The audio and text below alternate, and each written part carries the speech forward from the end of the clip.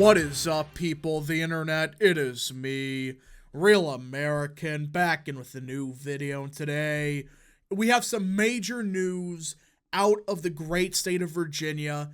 Guys, it appears Republicans have gotten their strongest recruit for any of the Senate races outside of potentially Jim Banks in the state of Indiana.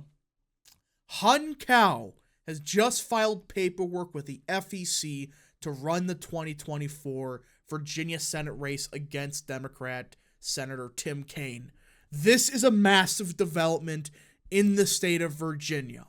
Now, some of you may not even know who Hun Cao is, but I think a large chunk of you who have followed the channel for a while know exactly who this guy is. And this is a significant W for the Republican Party. And if things go well, Hun Cao has a potential possibility of keeping the momentum going for the Republican Party in the state that we've seen recently the past couple of years. Now, before we continue with today's video, I hope you enjoy these type of videos. If you do, smash the like button down below, subscribe, share with your friends, hit that little bell, follow the social media accounts in the description down below, follow the Twitter accounts, follow the Rumble page, and of course, join the channel today. Guys, like I said, the new membership plan is out. You can join the channel just for $1 a month now. Click the button down below and you'll see 3 different tiers, but starting at $1 a month, you can join Real American, which helps support the daily content we all know and love, and it keeps the channel independent. Of course, you get other perks for becoming a member for a higher tier, but there will be a video probably later about what the other tiers are and why you should probably join the channel in detail, but this is the best way to support it. So I hope and recommend you click that join button down below and join the channel. Alright everybody, enough promotion stuff, let's get into it. Hun Cao, who just a year ago was an unknown, is now potentially one of the stronger Republican recruits in 2024.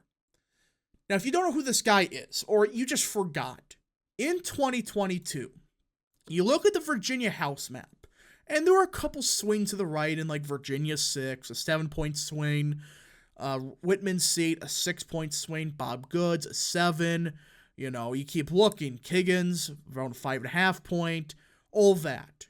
But you scroll up here, and Virginia 10th. Hun Cao did 12 points better than President Trump. And guess what? In spite of not being funded the most and being a relative unknown, if the election actually went a bit better for Republicans across the board, if it was a real red wave, there's a possibility that Hun Cao may be a congressman right now. He ran that good of a campaign, and with not that much money compared to other Republicans that burnt through a lot more than him. But here's why. The question is he some, neocon or anything like that? We'll get to the issues part, but why? What are some of the reasons for why did he do so good? Now, I know people are going to say, oh, well, Jennifer Wexton's an underperformer. Okay, she is an underperformer by a few points. I'll give you that. But this was before the district got a bit more Democrat than it was in 2020. It did get slightly more pro-Biden. So she won the district by around 13. I believe the district became like Biden plus 19 instead of Biden plus 17. So, okay, let's say a 2-3 point underperformance. I don't got the exact number up. That doesn't explain, that does not explain a 12-point shift. She was an incumbent, and we saw throughout the board, incumbents did just fine. I mean, no incumbent really underperformed that badly except Wexton, at least for the congressional seats and for a seat that is, semi-competitive. There wasn't that huge underperformance like we saw in Virginia 10th, which was not necessarily the most competitive seat in the world, but it still was overall a semi-competitive election, or comparatively at least. But why? Why is that? Well, let's just start with who is Hun Kao. Put it simply, Hun Kao is a former Navy captain, and he does have an extensive military record, of course. But unlike many Republicans like Dan Crenshaw, he isn't bad on the issues. Now, this is in Virginia 10th, mind you, and people are going to say this cost him the election. It didn't. But look at this. GOP's Hun Kao opposes Ukraine aid in debate with Wexton. Asked about the Ukraine war effort and the U.S. economy, and this was in October 2022. This was before it was way more popular to bash the nonsense.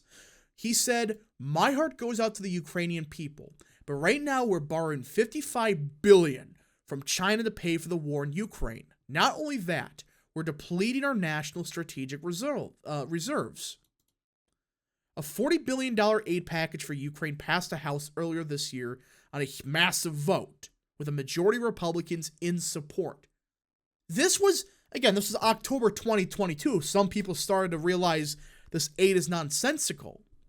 But Hun Kao did it before it became very popular to bash this nonsensical thing. And even then, you look at the stuff with the infrastructure stuff, the infrastructure bill, all it's done is allowed for unions to get a priority on infrastructure and reconstruction. We want safer roads, but we also want the right to work, he said.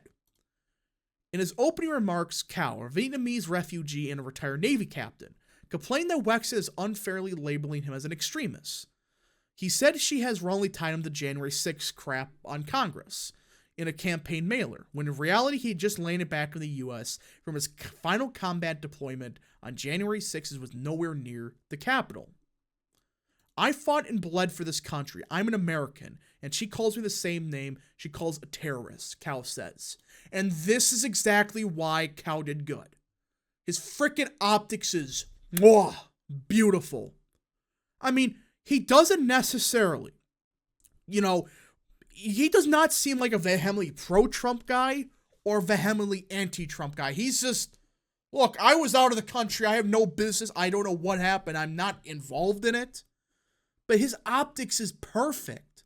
Like, yes, I understand the Vietnamese stuff. He didn't really talk about it. I can understand how that could potentially be a problem with just complaining about that 100 times, but he never really did. He just focused on the issues. And in my opinion, in Northern Virginia, this was actually a district that was a good fit for him. You look at the race, you look at the education, you look at the military backgrounds. Virginia 10th has a lot of Asians. They have a lot of, they have a lot of college educated or quote unquote affluent people.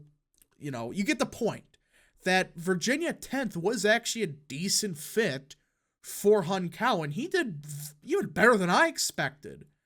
And he wasn't necessarily running as some semi-moderate bozo. And this is the key and why I think. Does this mean, now let me be clear before I get into what I'm about to say. I'm still thinking Tim Kaine's going to win. I still think that. But if there's one Republican outside of Youngkin that I think could do some serious damage to Tim Kaine and even a bozo like Spanberger, who, mind you, if you get somebody at the top of the ticket that makes Virginia very close, there's a possibility of her losing. Well, it's somebody like Hun Kao. But I'm not saying, Tim Kaine is suddenly going to lose. He probably won't right now. But here's the thing. Hun Kao reminds me a hell of a lot like Youngkin, with the added benefit of being part of the Navy, and he does have a record of being a refugee and Vietnamese. Which I know that, that seems cringe. You shouldn't run on that. Like, yeah, but it's like, it would help appeal to some voters in Northern Virginia. It's a fact that if you are an Asian, you're Hispanic, you tend to do better in, say, Hispanic or Asian areas. And that's not going to, carry him to the election, but it's like, it could help him mend the margins just a tiny bit, that alone.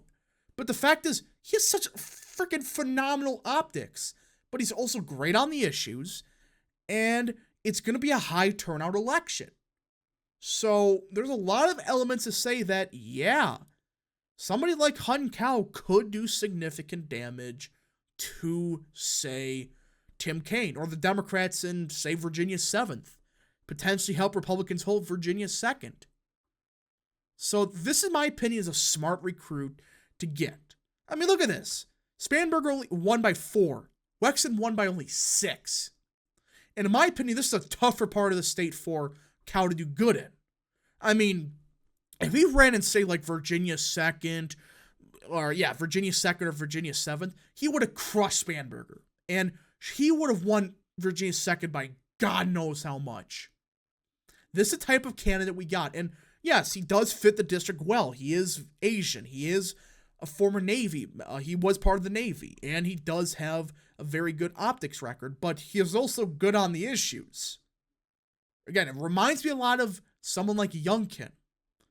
So I believe if you want to win a place potentially like Virginia 7th, you need somebody at the top of the ticket that can help Republicans mellow out some margins in, say, that part of the state. Potentially hold on to Virginia 2nd, and so forth. So I 100% support and endorse Hun Cal. He's a one Republican that... Where's the electability argument here? Oh my God, he lost in a Biden plus 20 seat. Congratulations. He still did 12 points better than Trump. You know, this electability stuff, I guarantee you some people are going to say, we can't run him. We need to run frickin' the Bows with that Bob Good primary out. Because he is, he's a liberal on the issues. He can win. Hun Cal is the only Republican that I can really think of outside of Youngkin in the state of Virginia that can do good enough in northern part of the state, but not crap himself in the rest of the state. A place like Virginia 9th, Virginia 6th, in which people just ignore that, they just ignore they exist. Why do you think Youngkin won? Because guess what? Yes, he did way better in Northern Virginia and Virginia Beach, but also he held the line in this part of the state. That was what really won him. If he did worse than Trump in these areas, he did actually a bit better, there's a real possibility he would have lost.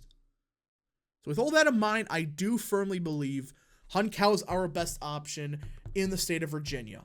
Anyways, folks, thank you so much for watching. If you did enjoy this video, smash the like button down below, subscribe, share with your friends, hit that little bell, follow the Twitter accounts in the description down below, and of course, join the channel today.